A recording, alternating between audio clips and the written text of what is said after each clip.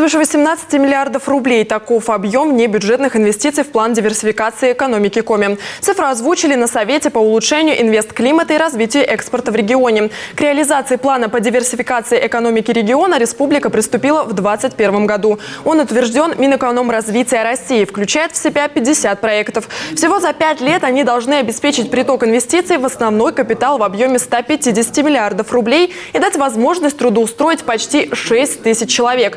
На сегодня создано уже 441 рабочее место, при том, что по плану на 2021-2022 годы предполагалось создать 343. Также на Совете рассмотрели вопрос деревянного домостроения. Проект представил инвестор из Вологды. Недавно делегация республики побывала на церемонии сдачи в эксплуатацию многоквартирных домов из CLT-моделей в городе Сокол. Тогда Эльмира Ахмеева отметила, что подобные технологии строительства могут успешно реализовываться и в Коми. Мэр Сыктывкара Владимир Голдин отметил, что новые дома могли бы прийти на смену прежним аварийным деревянным.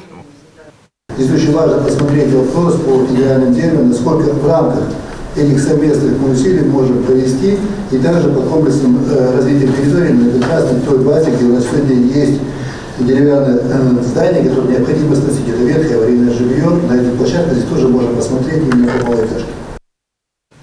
Панели представляют собой перекрестно склеенные деревянные панели. Их изготавливают из пиломатериалов, хвойных и лиственных пород.